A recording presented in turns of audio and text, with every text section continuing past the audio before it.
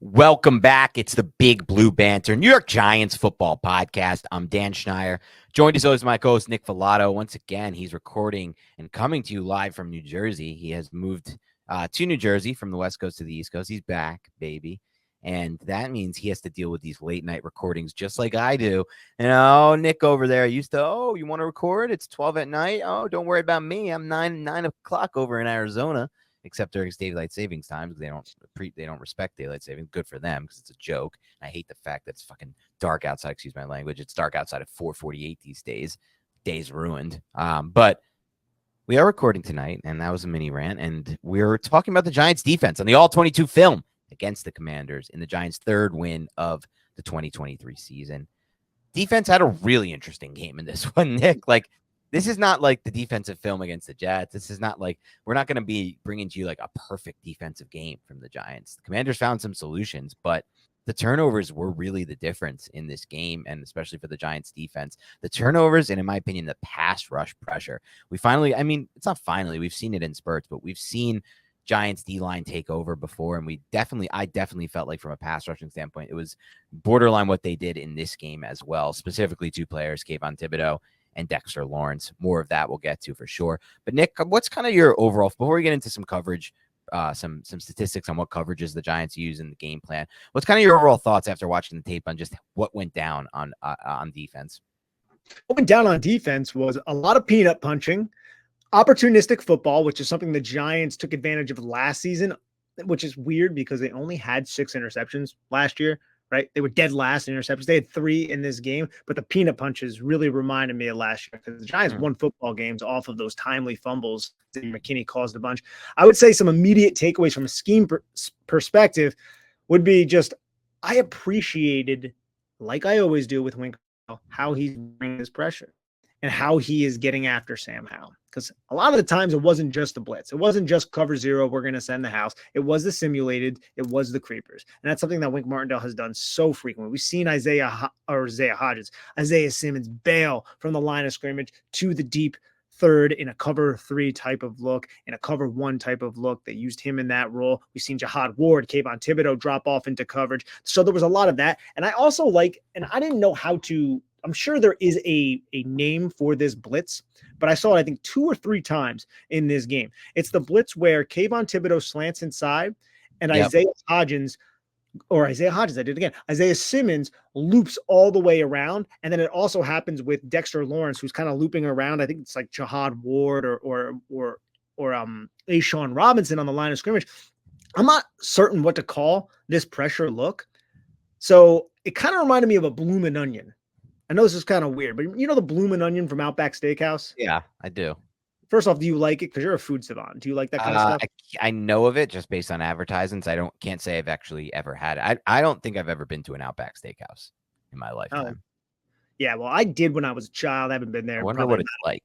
Decade. It was a huge greasy mess, the bloomin' onion, but the way it's shaped. I know the way it's shaped. I've seen the pictures. For whatever reason, I don't know why, but that was the first thing that came to my mind. Maybe I really need a bloomin' onion, but it's just the way Isaiah Simmons and whoever the other defender is, how they loop around a crashing Dexter Lawrence and a crashing Kayvon Thibodeaux. It kind of just looks like a bloomin' onion to me. But regardless of the fact, the Giants were able to get pressure with that specific rush once again. We saw that a lot last year. When Wink Martindale's going up against these types of quarterbacks, these slower processing quarterbacks, it's not even like I'm going to blitz them to the moons. He does that sometimes. But he didn't run a ton of man coverage in this game, a lot more zone coverage, and a lot more simulated pressure. And yet still they were able to get home, 4 times, and they were able to harass Sam Howell. 2 of those interceptions were a product of the pressure.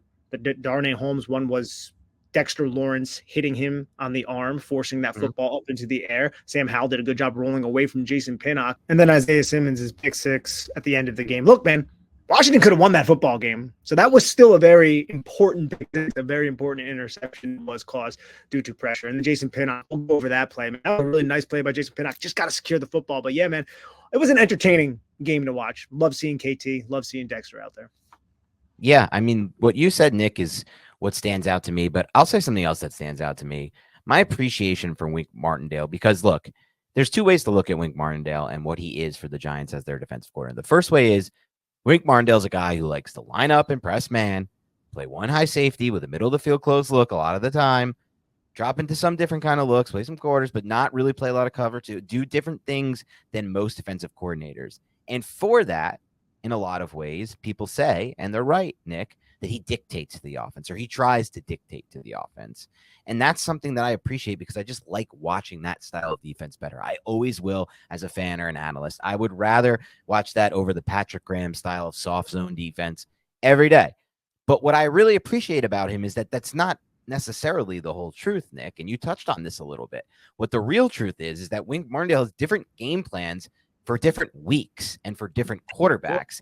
And sometimes he even has different game plans for the same quarterback the first and second time he sees them. And that was the case in this game. And to me, when you are that type of coordinator who can diversify your game plan, like there's going to be a lot of coordinators we watch in the NFL who are just simply running the same shit every week. And that's fine. For some of them, it works. You know, some of these guys rely on the communication in the defense, the chemistry, and they're running a lot of the same defense. Look at like the old Pete Carroll Seattle Seahawks defenses. They weren't running anything. They weren't really diversifying their game plan all that much on a week-to-week basis, at least, but they had the talent and they trusted the guys. The communication was good. It can still work. But I like the idea of mixing up your game plans, bringing something new, throwing those curveballs out, doing things that aren't expected, like this game, for example, where the numbers back up what you mentioned a little earlier, Nick. According to True Media, the Giants ran man coverage just 14.3% of the time. A Wink Martindale defense ran man just 14.3%, 80.5% zone in this game.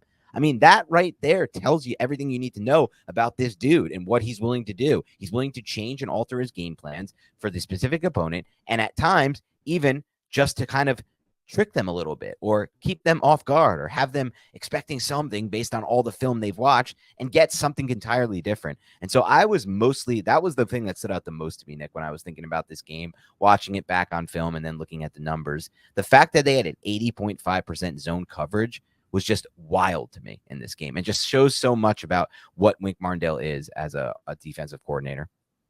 And a lot of it was cover three as well. The Giants were running, which isn't a surprise. Wink Martindale does run a lot of cover three. He loves but when they were in cover six, though, man, they were rolling coverage towards 17. I know Deonte Banks after the game went on Instagram Live or one of the social media live and was like, "Where's 17? Where's 17?" I was like, bro, I saw a lot of safety rolling over the top of 17. And it wasn't always when Deonte Banks, or I don't even know if it was when Deonte Banks was over him. So maybe Banks has every right to step out.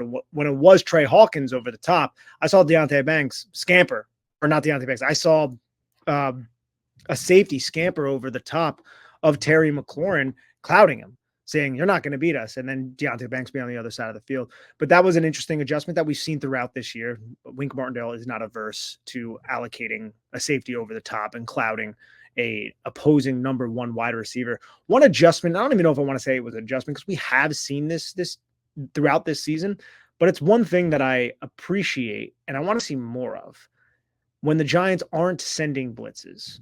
And I think this is one way how they are able to get pressure is align Dexter Lawrence in a three technique position with Kayvon Thibodeaux out wide and Jihad Ward. It could be anybody, but in this game, it was Jihad Ward as the nose. And we saw that several different times throughout this game. And what that did was it disallowed the center from sliding over to Dexter Lawrence. And it created one-on-one matchups every single time in a five-man protection. So what does that do to the offense? That dictates to the offense that you have to keep six men in protection, or Kayvon Thibodeaux and Dexter Lawrence will certainly have a one-on-one matchup.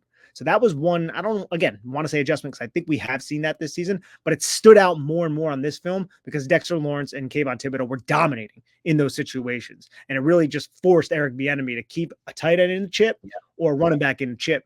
And that's dictating to the offense.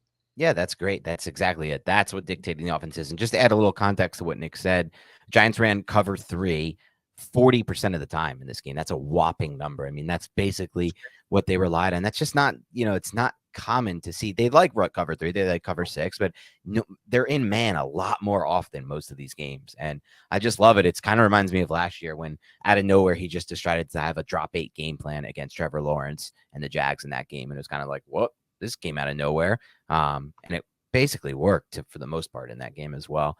And obviously it worked for the most part in this game, though.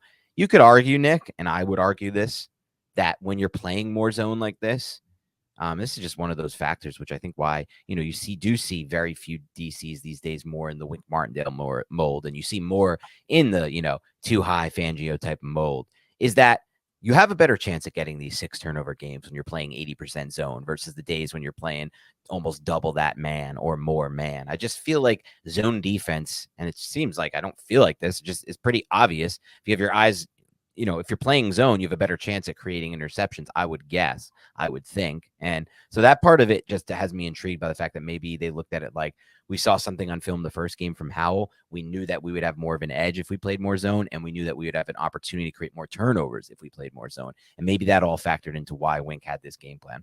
I think that's an excellent point. But, and I also think the receivers that they have, Jahan Dotson, Curtis Samuel, Terry McLaurin, they run a lot of horizontal crossing routes. True. Very susceptible against. You don't want to play man against that. True. So adjusting to a more zone base where you can read Sam Howell. That's another thing about Sam Howell that you notice going through this tape. Sam Howell locks on. He locks onto that number 1 read. And you saw you saw with the Jason Pinnock almost interception. Yeah. That was his own coverage. And he break it down a little later, but synopsis of the 3-by-1 save, has to read the 3-2. Number 3 ran a quick hitch, and he just shuffled outside and got outside the hash and used his peripheral vision to see what the number 2 was doing. Knowing that the number 3 ran a hitch, typically the number 2 is more than likely, if he's breaking towards the middle of the field where you are, he's going to be running a deep over, something like that. So he uses peripheral vision to relate to the number 2 wide receiver, and then he just basically reacted and took a great path right to the catch point, but he just couldn't secure. That was an excellent play by Jason Pinnock, but he's using his eyes. I think that's what the Giants wanted to do. They wanted to use their eyes on Sam Howell because they knew Sam Howell wasn't the best manipulating defenders with his eyes. Yeah, I think that's an excellent point, Nick. All right, without further ado, let's get into some of these play breakdowns. I know this season has been rough, gross, disgusting, and, of course, disappointing. But I find solace through Prize Picks, the largest daily fantasy sports platform in North America. I just pick 2 to 6 players, stat projections, select more or less on those projections, and I watch the winnings roll in. It's simple, easy, fun, and their flex play options allow you to win on, say, 2 out of 3 selections instead of all 3. I choose this option often because I'm a coward. You can be a coward too and capitalize on a higher probability to win. And now with basketball season here, you can select pick combo projections across football and basketball from the Specials League, a league created specifically for combo projections that includes 2 or more players from different sports or leagues. For example, LeBron James plus Travis Kelce at a 10.5 combo of 3-pointers made plus receptions. Let's bank on that. Plus, Prize Picks even offers a reboot policy so that your entries stay in play even if one of your players gets injured. For football and basketball games, if you have a player who exits the game in the first half and does not return in the second, that player is rebooted. Prize Picks is the only daily fantasy sports platform with an injury insurance policy. One of the many reasons why they've earned the tagline, Daily Fantasy Sports Made Easy. So please go to prizepicks.com/banter and use code BANTER for a first deposit match up to $100. Again, prizepicks.com/banter and use the code BANTER for a first deposit match up to $100. Prize Picks, daily fantasy sports made easy. Make Little Caesars, the official pizza sponsor of the NFL, part of your game day. There are few things better in the world than kicking back, watching some football, and biting into some delicious Little Caesars pizza. Order online during our Pizza pregame, 1 hour before and 3 hours after NFL kickoffs, plus all day on Sunday. And get ready for some football and fun. Choose your favorite Little Caesars pizza or pick the toppings you crave. Old World pepperoni, extra cheese, Italian sausage, olives, onions, pineapple if you're into that. Put it on half the pie, the entire pie. There are so many other options that I don't have time to name. Slap that on a round crust, a thin crust, a stuffed crust, a Detroit-style deep dish. Either way, you win. And speaking of winning, everyone scores with convenient delivery or our in-store pizza portal pickup. So grab some friends and enjoy a few slices during the game.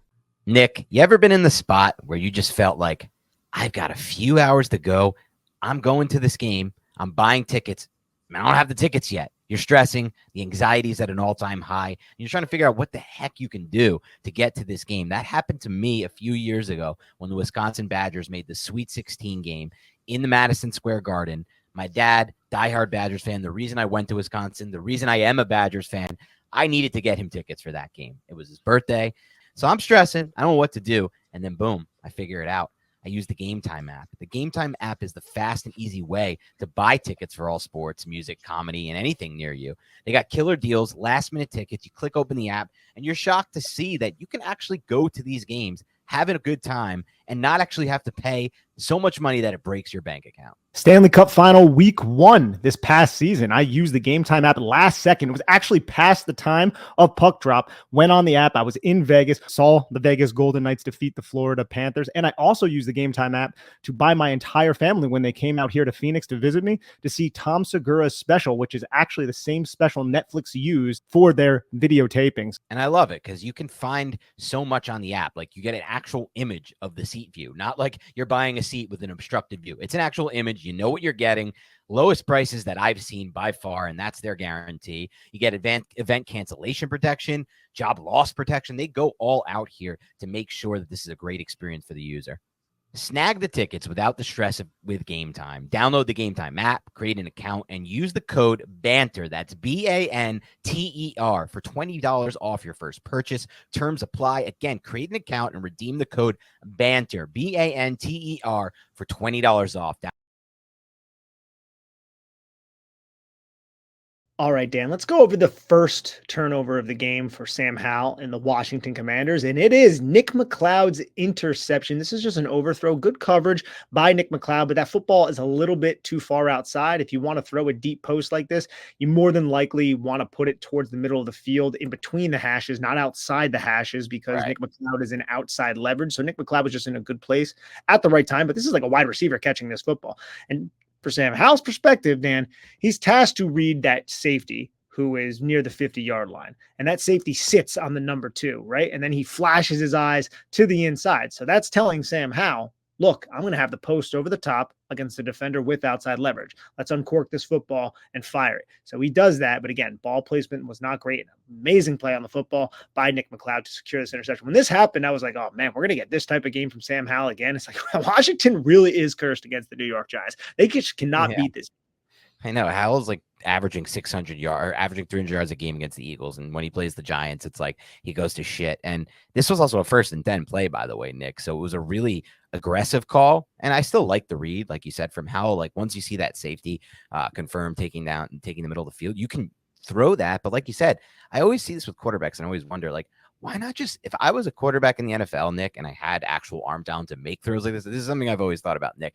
On posts, I would just leave the ball so much, especially when you confirm the safety like he did here. I would leave the ball so much further over the middle. I always feel like quarterbacks don't do a good job of kind of utilizing the horizontal space in the vertical plane, especially on post patterns. This is a great example of that. If this dude just hangs this ball over the logo in the, of the width of the logo essentially, but obviously at the depth of the post, this is potentially a catch because, he could beat potentially, or at least maybe beat McLeod to the spot. But when you throw it like you did there, like you said, broke down, Nick, it's almost always going to be intercepted or incomplete. I also just love how Nick McLeod handled this too. He's in that little, half turn, butt to the sideline, and watch how he just stays on top of the route. Again, a better throw. Maybe it would have been open. Nick McLeod probably would have made the tackle, but he stays on top and then just gets right to the hip. He's glued right to this hip. And then the football just sails on Sam Howell. McLeod makes plays, bro. McLeod makes plays. Whenever he gets opportunities, he makes plays. He's an underrated football player. He really is. He's one of those cornerbacks that I'm just glad the Giants have for depth. But if he has to start, I'm like not concerned about it at all. Yeah. He's very capable. Underrated type of capable. Now we'll see from the end zone angle as well. Look, he had solid protection on the play. It's not like the pocket really broke down. You get some push from Jihad Ward. It's just a bad ball placement by Sam Howell. Yep. The next play, we're going to go to a 3rd and 5 where we're going to get Look at the alignment that I discussed at the top of the show. Dexter Lawrence, he's the 3 technique, outside shoulder of the guard. Kayvon Thibodeaux, he is wide, and Jihad Ward is the nose. The Giants ran a couple twists out of this look as well, which I absolutely love. They ran a decent amount of games in twists to create 4-man pressure, but on this play, you're just going to see both dominate their matchup to force an incomplete pass and an eventual field goal attempt. I just want to watch Kayvon Thibodeaux. Look, Kayvon Thibodeaux had a great game, specifically in the second half, but how he's able to just freeze Charles Leno, who isn't a terrible tackle. He's not a great tackle, but he isn't a terrible tackle. He's able to just freeze him with his hands, a stutter, and then he just works right around. Sam Howell feels it, sees Dexter Lawrence right in his face, and just has to get rid of this football and throws it basically into the dirt. Man, the combination of these two can be really special. They're both young, and I would imagine they're both going to be Giants for a long time. Yeah, it's really exciting to think about long-term future-wise. I also just wanted to add, this is a key, underrated, unheralded type of play of the game. In my mind, now maybe he doesn't catch this for a touchdown if he is able to get the ball off clean, but Kayvon Thibodeaux doesn't allow Sam Howell to get this ball off clean, and he closes with really fast here. And that's really been one of my favorite things to note and watch about Kayvon Thibodeaux in 2023, how he's able to control his body, contort it, and then close that width using his length. And I consider it to be effort, the way he kind of closes these plays out. Like, this is a high effort finish to this play from Kayvon Thibodeaux. Now, will that lead to some roughing the passers in today's NFL? I'm sure it will, but it's worth it to me when you have plays like this, 3rd down in the red zone, and you are making this high effort with closing diving play at Howell, and you hit the quarterback and you affect the throw. You literally affect the throw on this one, as Thibodeaux did. So just thought this was such an unheralded play. It doesn't go in the box score outside of a pressure. It's not a sack on his total, but it's something that really changed the game. But you got to look at Charles Leno's pass set here and what Charles Leno is thinking. And this goes back to the cat and mouse game between offensive players and defensive players. Watch Charles Leno square up to Kayvon Thibodeaux. Kayvon Thibodeaux attacks with both hands, and watch how Charles Leno sits back on his hips. Sit back. He's expecting a power rush from Kayvon Thibodeaux. He's expecting a bull rush. Watch how he sets back. Kayvon Thibodeaux recognizes that. Kayvon Thibodeaux, his head is a little high. He is not driving through the ground in a bull rushing manner, but he sees how Charles Leno sets back, so he adapts and he adjusts his pass rushing rep to work right around. And then Charles Leno is just stuck in place because Charles Leno already committed to the power. That's acting like you're going to employ power and then converting that to speed. And he's able to do that to force this incomplete pass. Just a low key, like from a smart, savvy standpoint, good play from Kayvon Thibodeaux. Yep. Well said. Now we're gonna have a 2nd and 8. This is that Jason Pinnock play I was talking about before. Just doesn't hold on to it, but you can see how his eyes they're on Sam Howell the entire time. On Sam Howell. The number 3 sits. Both those underneath defenders are going to stay on the number 3. So the number 2 is going to work over the top of him. Pinnock recognizes this by using his periffs, and then he expands himself towards that hash. You see how he expands towards the hash? Chest still square to Sam Howell, and now he is reading Sam Howell. Sam Howell rears back to throw, just beelines right to where the football is going to be. Not a lot of safeties can do that. That's a high process right there. He's a long player. He's a physical player. I wish he freaking secured his tackles a little more because he throws his shoulder into tackle attempts, I should say, way too often for my liking. Just wrap up. Holy crap. But this is still special. And if we start seeing more of this, Dan, man, I'm going to be really intrigued by Jason Pinnock.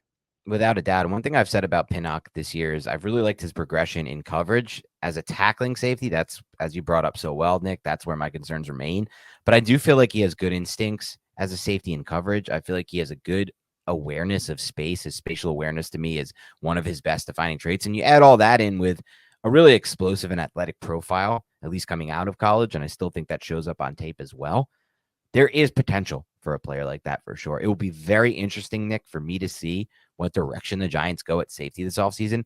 If they prioritize re-signing Xavier McKinney, it says something. If they don't prioritize re-signing Xavier McKinney, it might tell me at least a little bit about how they feel about Jason Pinnock, because the Giants are not in some cap strap situation going into this offseason. They can re-sign Xavier McKinney if they want to, or if they believe in him as a long-term piece. And if they decide not to, in my mind, Nick, part of that is a factor that they believe in Jason Pinnock, because they're not just going to let this position go completely barren and dry if they didn't feel like they had any kind of upside or potential after a Xavier McKinney type. So I will be intrigued to track him rest of season. Pinnock to me has been somebody who has definitely displayed the instincts, spatial awareness, and coverage skills that you look for in a safety. Also love the overload fire zone to the defensive left side. You drop Kayvon Thibodeaux off in the coverage. So Kayvon is in coverage to the 3-by-1 set. And look at the alignment and just how the safeties and the defensive backs more specifically play this 3-by-1 set. Once that number 3 hooks up, you have Kayvon and then you have Bobby Okereke on that number 3, and you still have 3/2 on the other 2 receivers, because you have Nick McLeod basically doing nothing on the other side of the field to the tight end side, who stayed in protection to the fire zone blitz side. And I just really love how if the number 2 went vertical, you have the deep fourth safety to handle him, the guy splitting the numbers and the Washington logo.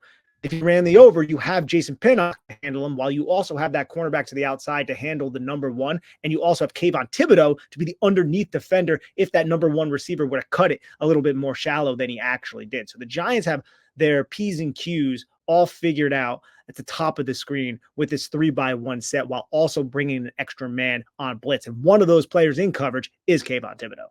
Yeah, honestly, it makes for a pretty reckless throw after all, I would say, at least by Sam Howell here.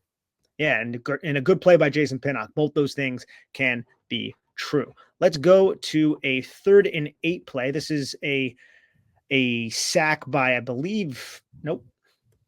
This is the Jason Pinnock interception still. I got to run this. And now we're going to get this sack by, I believe it's Dexter Lawrence, just getting right through with Kayvon Thibodeaux, who also arrived at the quarterback. But holy crap, man. I think that's Chris Paul and number 69. I don't know the center's name. I think the guard's name is Chris Paul. I just remember that from the draft because, Chris Paul, the basketball player, he just runs right through him. And the arm over move from Dexter Lawrence has become so dangerous. How many times do we see this guy effectively employ this?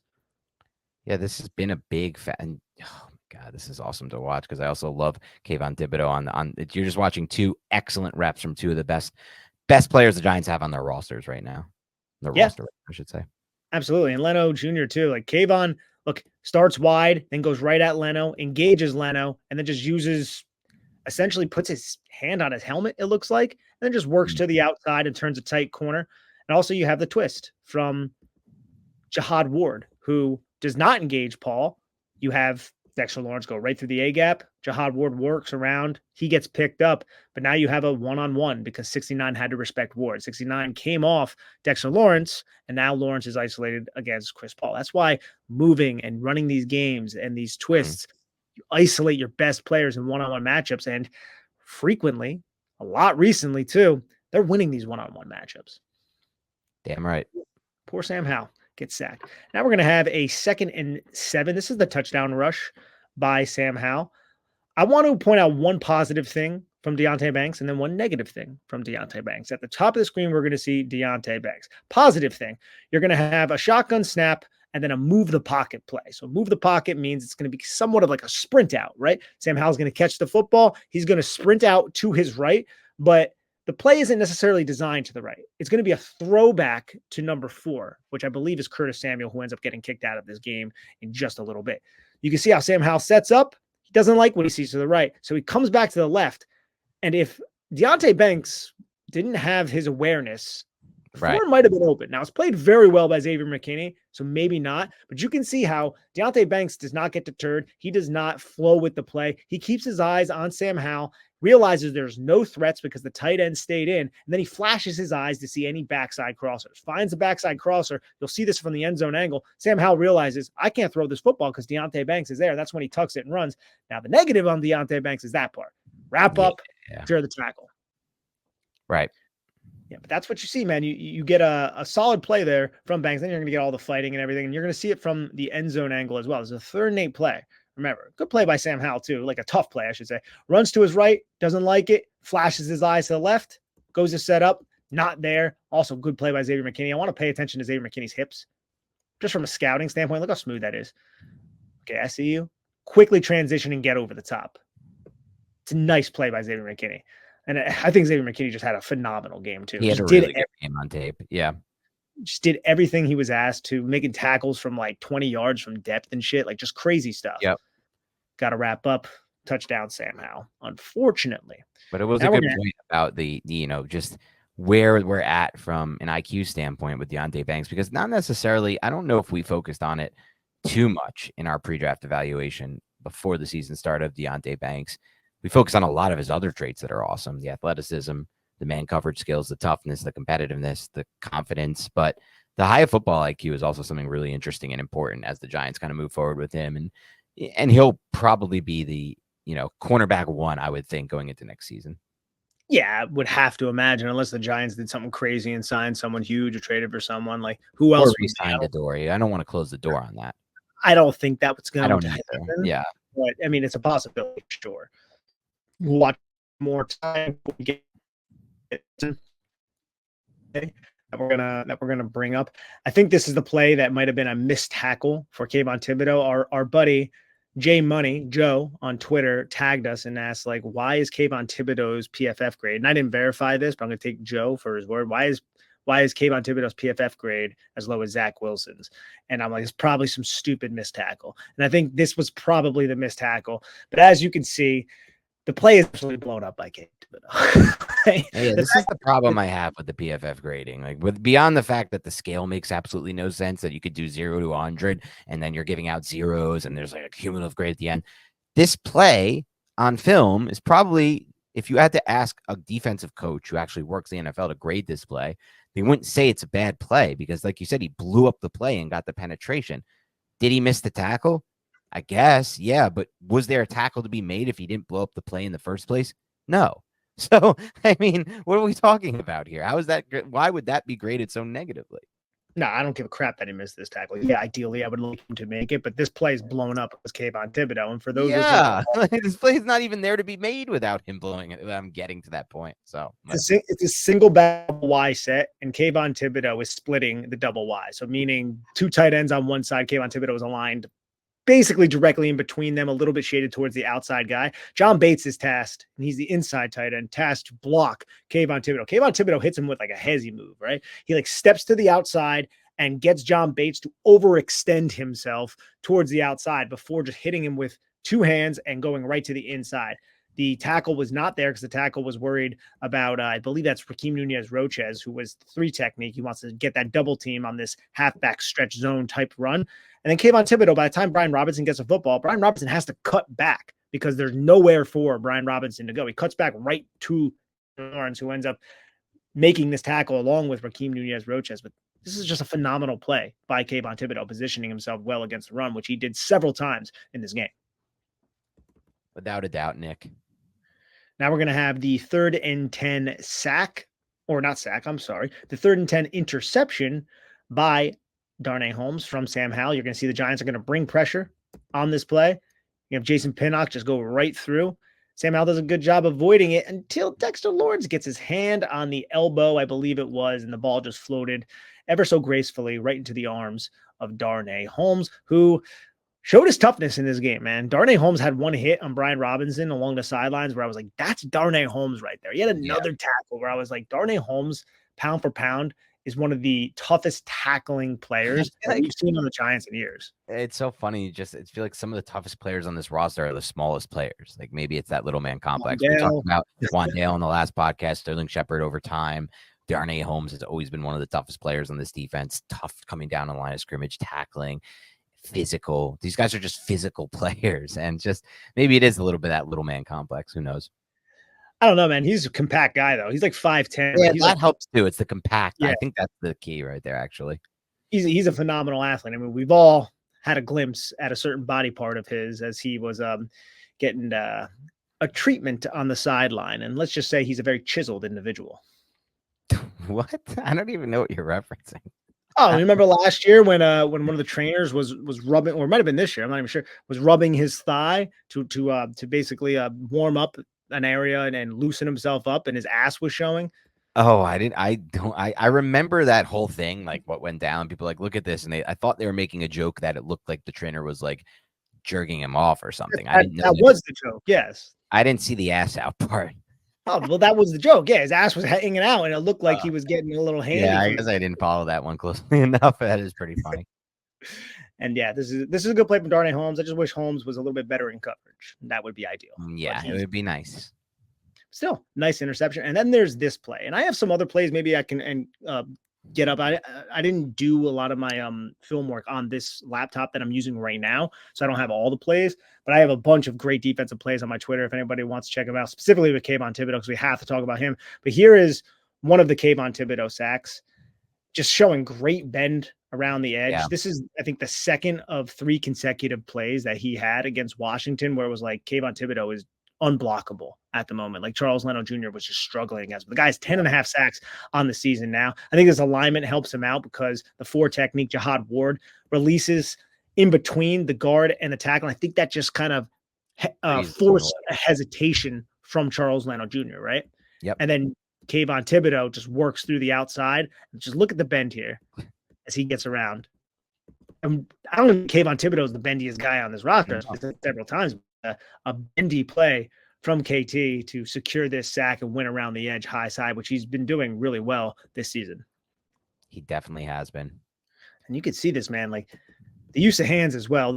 There was another play. I hope I can find it. Go check the Twitter out if you haven't seen it yet, where his use of hands, it's so precise, man. He has to be talking to Andre Patterson, right? Like Drew Wilkins must be in his ear, man, because his ability to use his hands to separate and then corner at the top of the pass rushing arc, it's leaps and bounds better than what it was last season. Like you really even see it progress so much from the beginning of this season. So I've been very pleased with what we've seen from Kayvon Thibodeaux, and he's making huge plays in huge situations this year, despite the fact that the Giants suck. He is, and the hand usage has improved. The motor's always been there. The ability to close these into sacks is something that I consider a trait at this point. The length, the burst, the balance, the body control, it's all there. And I want to give some credit to some other players in this game for the Giants, Nick. The 2 linebackers for the Giants, man. You found the clip here that you can run, but the 2 linebackers for the Giants, start with Bobby Okereke, man. Bobby Okereke, I believe, led the NFL in tackles this week, or at least was in the top 1 or 2 or 3, and he led it after the 1 p.m. games. And again, I don't know if that held. But it's not just like leading the box score stats. It's when you watch the tape, this dude is all over the place. He's so confident now in where he needs to be and where he should be within this defense that he's playing so free and so loose, in my opinion, and fast, Bobby Okereke. And it allows him to make all these plays and be in on all these. And what does it also do? It's obviously helped Micah McFadden, right? Like, is it rocket science to put 2 and 2 together and suggest that Micah McFadden's massive jump this year, and he also had a really good game, is at least somewhat due to the fact that he's no longer playing next to Jalen Smith and that he has Bobby Okereke on his defense? Like, these are good things. We want to have these things happen. Complementary football. One guy helping the next. One guy's presence helping the next. You know, these are things we talk about on the offensive side of the ball all the time. They work on the defensive side of the ball just the same. And I wanted to point out that when I watched this tape, Nick, one of the things that I took away was just that second level of the Giants defense. My God, have things changed with that second level. All of last year, years before that, just so much bad play on the second level for so damn long, Nick. And it's almost like that's changed entirely in a blink, in the snap of a finger. The Giants now, the second level is the one I'm second most confident about. Never going to have it over the D line. Obviously, that'll be the most confident when you have Dexter Lawrence and Kayvon Thibodeaux. But at this point, I do feel more confident about the second level than the third level. That's just how I feel. Not to say third level's been super bad or anything like that, but I feel confident in these dudes to execute their assignments and to play fast. And one thing you always talk about with Micah McFadden that always stands out when I'm watching his tape, Nick, is just how well he utilizes the space that he has to work with on every snap and his body type. Like, he is kind of a bit boxy. And I don't mean that in the Will Hernandez way, right? Like, yeah, he's a little looser than Hernandez, but he is a bit boxy, but he's also smaller than a guard would be, obviously, than Will Hernandez. And that kind of that size works to his favor a lot of times when I watch his film. I like how he kind of manipulates the space, doesn't waste too much movement, and then just kind of fits into these crevices and fits into these gaps and gets himself situated there, squares his body up super low, squares his body, and then just makes contact. And that type of shit is so good to watch on tape because a lot of the times he's getting in where the gaps, he's getting into these gaps where the plays would be made or where running back might get through otherwise. And the fact that he's able to square his body is making the tackle or assist on a tackle or slowing the runner down. in the run game for sure. So I just wanted to appreciate that. And I do want to give a shout out to Carl Banks, by the way, because I will say this: earlier this year, I was not confident in McFadden. We were pointing out some of the plays he missed on tape early in the season, and Banks was like, "I'm telling you, man, he's doing the right things. He's gonna get there," and he was right about that. It was like a crazy good call by him because like it did turn around really fast for Micah McFadden, and clearly what Banks was seeing, somebody who's played the position and understands linebacker play, in my opinion, better than any position. I would take his word on linebackers over anything. Saw it on the tape he was watching. So just some kudos to him. But either way, for us as Giants fans and me and you, Nick, as analysts, it's just good to see second competence at the second level. I don't know if I've seen a more cohesive linebacker group in the New York Giants since I've been, not even since I've been covering it, since Like the life. Super Bowl teams. Oh yeah, maybe Kavika Mitchell and Pierce. We probably would. I would say Kavika Mitchell and Pierce going back to the 07 season, because yes, I think Blake Martinez was a good linebacker when he was here. Who was playing next to Blake Martinez though? Yeah. Like John Beeson. I feel like Bobby Okereke was much better than Blake Martinez. I like Blake Martinez. I feel like part of it was like a bit scheme dependent and just No, I do agree with that. But what we're seeing now from these two, whatever the task is, they're working well together. Like it's not just like, hey, there's the football, let's run to it. Like you have responsibilities in your run fits and in your gap responsibilities. And whatever, say if it's a power gap play, like where they're pulling linemen, if one of them is going to penetrate, the other one replaces, the other one scrapes over the top. They're always in position together. You rarely see either of these two linebackers out of position against the run. And that was the biggest issue last year was the power gap, right? We didn't even consider Micah McFadden being a primary player to fix that issue. We heard Bobby Okereke was coming in. We're like, yeah, we're so excited. Who's going to start? Now we see Micah McFadden. And I wouldn't say just playing like solid or average. Like I feel like he's playing like good. Like he's a good linebacker right now. Yeah, same. Which is crazy to think about considering he was benched for Gerard Davis for the playoff game. Yeah, you're right.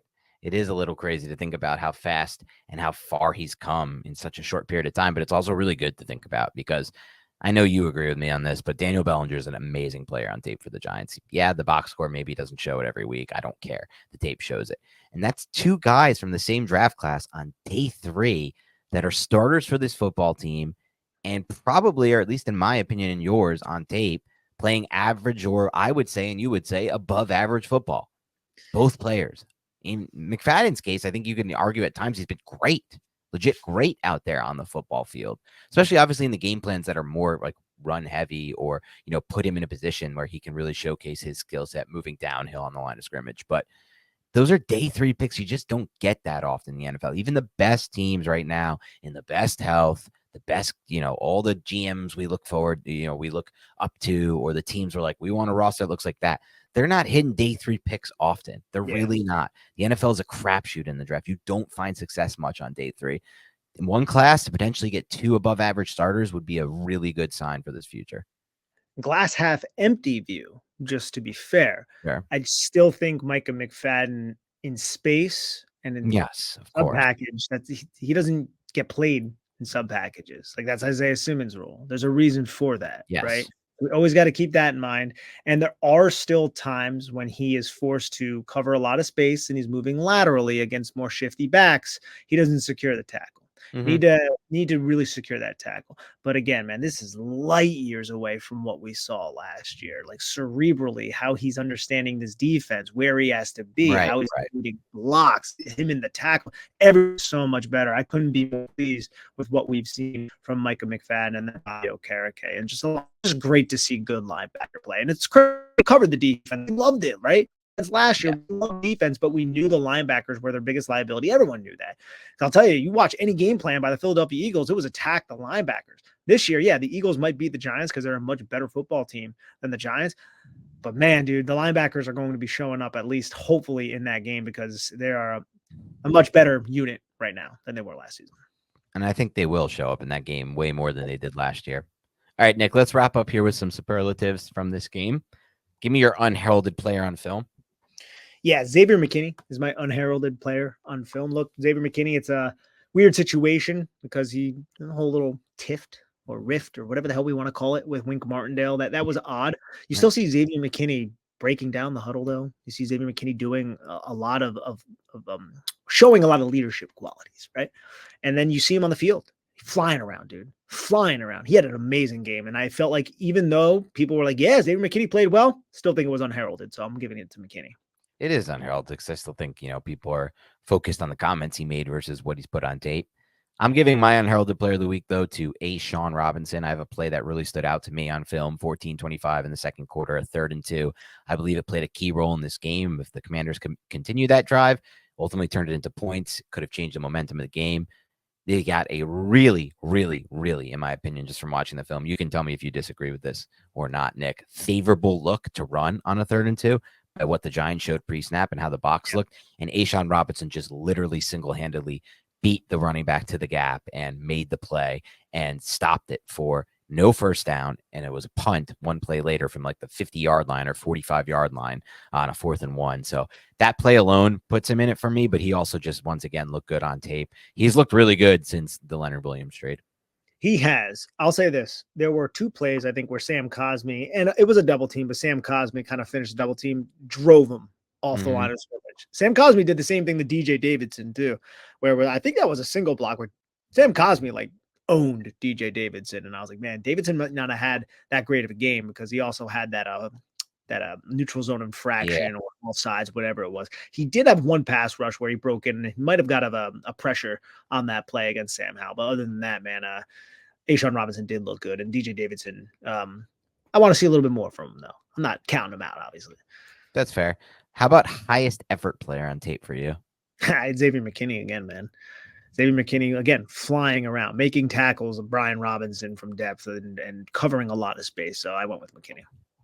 I was close for this one between McKinney and the player I picked, but I picked Bobby Okereke. I think you can give it to either of these 2 players, honestly, on a weekly basis, to be completely honest. They're wearing so many hats in this defense. Their responsibilities are so high, and they play so fast. Like Bobby Okereke, to me, is just he's just in on so many plays and in the right spot now on so many plays. So to me, I had to give it to him. How about best play call for you? That silly bloomin' onion thing that I was talking about before. You just have a bunch of people twisting and looping. And the only reason why I like that play call is when it's against quarterbacks like Sam Howell, quarterbacks who hold on to the football a little long. I don't like that play call against quick processing quarterbacks because it's a long developing pass. But it gets in the head of the protection. Like you have guys slanting inside. You have a bunch of offensive linemen kind of congested in one area. For a player like Isaiah Simmons or Kayvon Thibodeaux or Azeez Ojulari, we've seen the Giants use him in this manner as well to loop around all of them. It kind of strikes fear into the protection whenever the Giants are slanting inside, and it sets you up to do a lot of other creative stuff with twists and games as well. So I'm going to go with that one against Sam Howell. Yeah, I'll go with the same one, and I'll ask you the best player for you on tape overall. It's Dexter Lawrence, man. Dexter Lawrence. You can't take anything away from Dexy, bro. He's just insane out there. No one can block him, and it's so fun to cover and watch. We've had a few other players make this list. This won't be a week for that for me either, though. I'm also going with Dexter Lawrence. There have been, I think we had one for Kayvon maybe earlier this year and one for Bobby. Yeah, we did. We definitely had one for Bobby. But look, when Dexter Lawrence is on your team, he's going to win this award most of the time. Today, Brandon Thorne, who most people believe is the elite trench analyst in the game, trenches, I'll say offensive line, defensive line, basically said today in a tweet, I think you retweeted it, Nick. I think it was a quote tweet of your clip you put above Dexter, that he might be the most dominant interior player in the entire NFL. And that's in a league where Aaron Donald plays defensive tackle. So just gives you an idea of what the film says about this player. Giants are very, very lucky to have Dexter Lawrence right now. You couldn't be more correct about that. Dexter Lawrence, a lot of people are starting to recognize and realize how good he is and starting to respect him. Still think he's underrated among people. Yes, around the league. But I do think and that is true. And I shouldn't say but, I should say, and I do like what you said, though, in your tweet, which is essentially, and a lot of Giants fans should consider that the meaning of this. When other analysts that aren't in our bubble are talking about how good the Giants players are or bad the Giants players are, maybe it holds a little bit more weight than when the people in your bubble and our bubble are talking about. Like, we can tell you, sing to the roof about how good Dexter Lawrence is. It feels so much better to me when analysts who have no allegiance to the Giants are coming out and saying it as well. Yeah, I'm right there with you, bro. Let's say players we expect to see more from on tape. I mean, Ojulari was somebody who I obviously was thinking about. I'm hoping to see more from him. So, I mean, he fits the bill of what this category is of players we expect to see more from. Ojulari played 49 snaps out there for a lot of these pass rushing snaps. Yeah. 38 pass rush snaps was the third most on the team behind Kayvon and Dexter Lawrence as far as opportunities go. God damn, Jahad Ward was the fourth most, and then there's a few guys they got to figure out. We're gonna need more D-line depth again somehow. It's been years of pounding the D-line and edge, but we need more because I can't afford to see. I don't want to see Jahad Ward out there, but for doing more snaps. But yeah, in 38 pass rush snaps, Nick, Azeez Ojulari only had one total quarterback hurry, 0 quarterback hits, 0 quarterback sacks, with 1 missed tackle. But I believe that came in the run game. So. And 0 stops, 0 forced fumbles, anything like that. So, yeah, I would say actually Azeez Ojulari does qualify. I'm going to say it's all of those edge rushers not named Kayvon Thibodeaux. Yeah, that's fair. Azeez Ojulari. Now, Jahad Ward has to see more from Jahad Ward at this point. I'm just but he's playing a lot. I think that's fair. But I also want to, I don't even know how many snaps he played. I saw him out there. Boogie Basham. Whenever there's a player who we don't have, yet he played like 10 snaps or more, I think Boogie Basham should just slide into the player we expected to see more from. And I'm not trying to crap on Boogie Basham, but he is that guy who's out there. He's not doing anything terrible, but you just don't notice him. You're like, oh, who's 45 again? Oh, it's that guy. It's like one of those situations. I don't know where his NFL career is going to go. He had 12 snaps in this game, Boogie Basham, 0. He had 1 missed tackle, 0 tackles, 0 hits, 0 hurries, 0 sacks. Obviously only 12 snaps, but still to have a missed tackle on 12 snaps and nothing else. It is a warning, though, Nick, because I actually was not high on Boogie Basham coming out of college. I wasn't high on AJ Epinesa. I wasn't high on the kid from the Tyree Wilson, though I do see that he at least has more length and pop. These guys who don't have elite pass rushing traits or at least elite pass rushing tape at college, these are not my guys. Like, these are just not the guys I want to invest in. I feel like I see a ton of busts come out of these types of profiles, these high effort profiles in college that can win with some power, I guess, on the pass rush in the college game against college level tackles and guards. But I just see this profile just not working out a lot in the NFL. Yeah, it's tough. And now I'm trying to think of like players who it did work out. Like the one it worked out for the most would probably be the dude from like the kid who played for San Francisco for a while back in like the Harbaugh era. Who is that kid? I mean, he's a freak human being. I was gonna say, are you talking about Alden Smith? No. He's a freak. Yeah, I was gonna say he has edge rush. No, I'm talking about the white dude who played for 49ers for a billion years. Justin Smith? Yeah, Justin Smith. Like, I feel like he would, but he's like a freak length type of guy, like a Calais Campbell type of just like, he doesn't even count. I'm talking more like the not freak length guys, the guys that's just like how's Lucas Van Ness doing this year? And even he had some freakish traits to him, but I'm curious how Lucas Van Ness is doing because he had I felt like he was a nothing from a pass rushing repertoire standpoint coming out of college out of Iowa. Yeah, I don't even consider players like Justin Smith in the same. No, he's a freak, too much length. Yeah. Well, not even just the length. It's just his goal. His entire job was to just hold offensive players. Yeah, Smith and feast. Yeah, maybe more so like along the lines of like a Jared Allen, but even he has too much pop and too much explosiveness. Yeah, I don't know. But these guys, the guys like the Boogie Basham types, I don't know, man. It's just and it's not to knock the guy. I think we've spent too much time probably knocking Boogie Basham, played 12 snaps for the Giants. But the point being that Nick said originally here, which is the Giants need something more outside of pass rush and edge rush right now, outside of just Thibodeaux. It's somehow a massive need going into this offseason again. I would take O'Shane Zimenez over Boogie Basham, I think. Specifically, I would agree with that. I would agree with that. Yeah, I would 100%. What he can do in space. Yep, I would agree with that. All right, let's wrap this up, Nick, with pass rush grade 1 through 10.